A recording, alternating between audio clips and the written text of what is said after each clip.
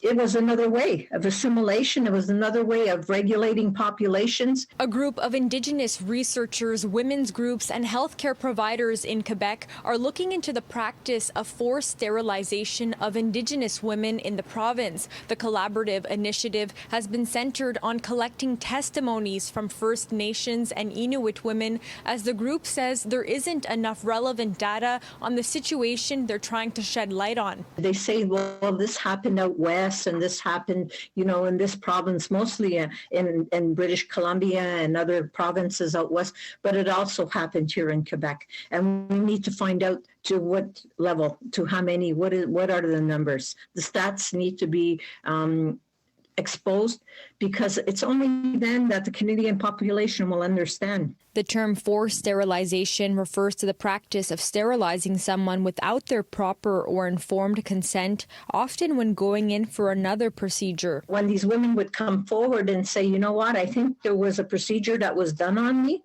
and I can no longer have children, or they're told, sorry, you're not able to reproduce.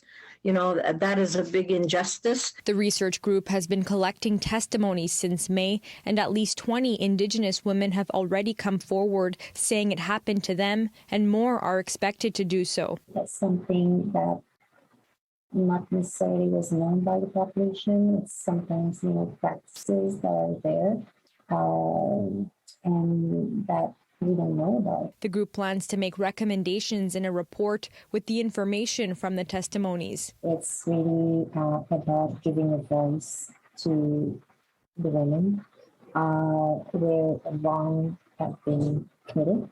Something, that is sacred for us as women, as people, as women.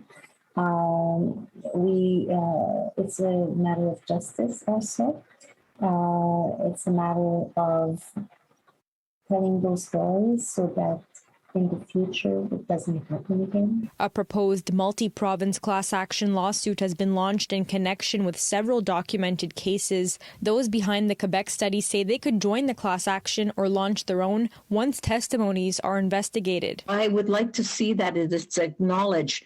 I would hope that the women would be able to be given a chance, and not some apology written on a paper from an institution. Some say justice is needed for the trauma and loss some of these women have faced. When you lose one life, you lose many. You lose the lives of those that would to come, the generations to come. In Montreal, Alyssia Rubertucci, City News.